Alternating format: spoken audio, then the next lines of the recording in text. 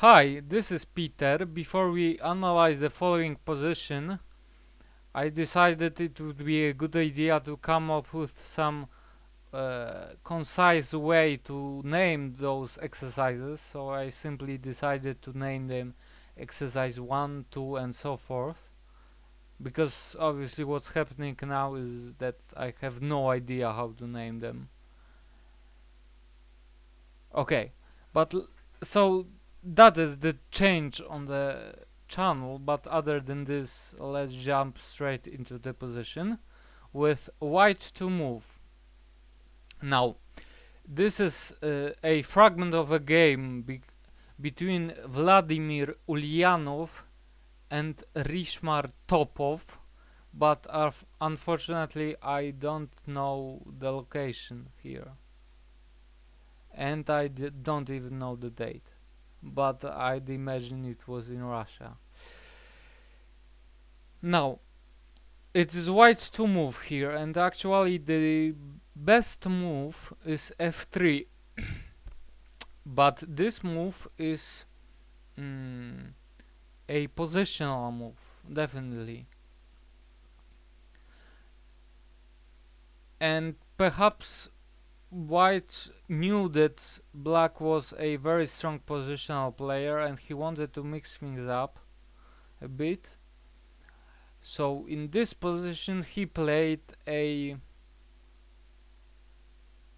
interesting move, let's call it like this. Interesting move, changing completely the pace of the game. So it is white to move and to play an interesting move.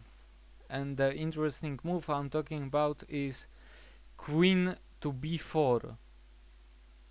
Pawn if h4 now, then bishop takes on e5, pawn is pinned. If pawn takes bishop, then queen takes queen. So black played c5, queen b5,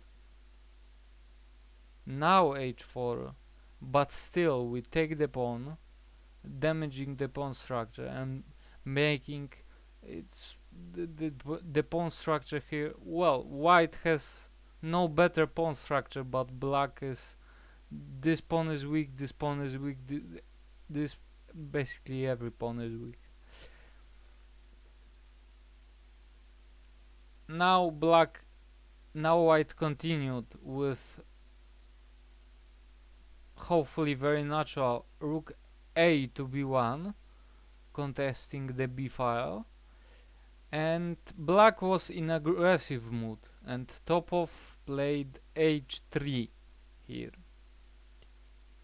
This is possible continuation, but d4, but black has to be very careful here in order to play good moves, because there's only one way to continue. So far so good.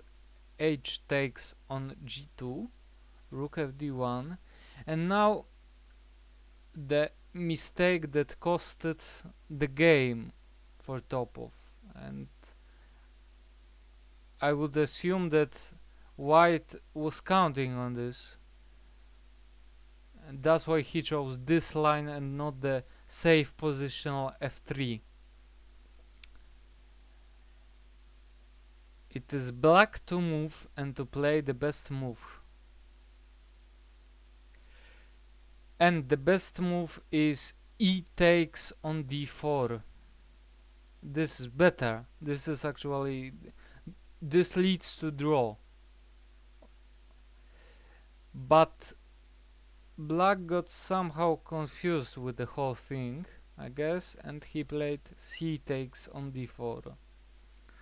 Well, the problem with this move is very obvious.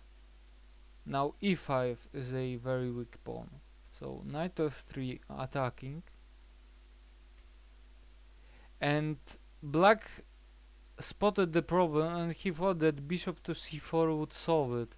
Bishop to c4 is actually a very good tactic, breaking this battery on along the b file, and also queen and knight are not connecting on e5 anymore.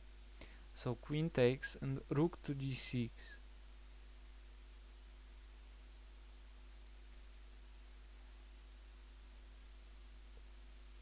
And the queen is trying to connect with knight on a5. So we have a bit of dance here. And finally knight takes knight, winning this pawn.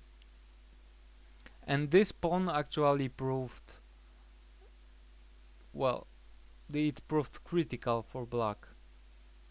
I mean, black should have taken e takes on d4.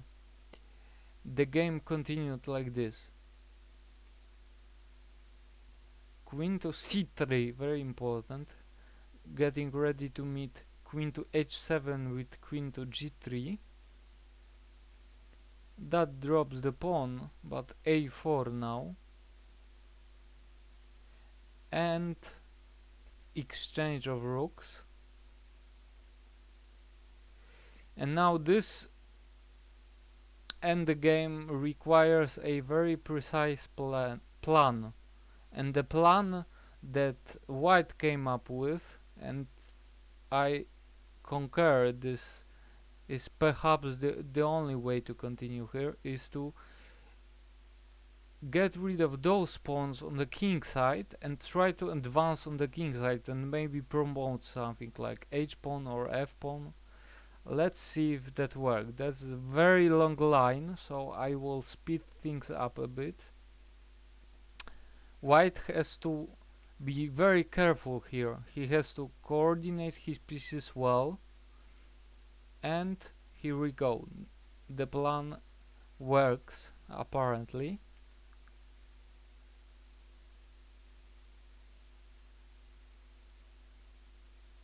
And now queen is deflected. Now queen b4 check, winning this pawn. Of course, now we want to exchange queens. There's no danger anymore. And we are getting closer to victory.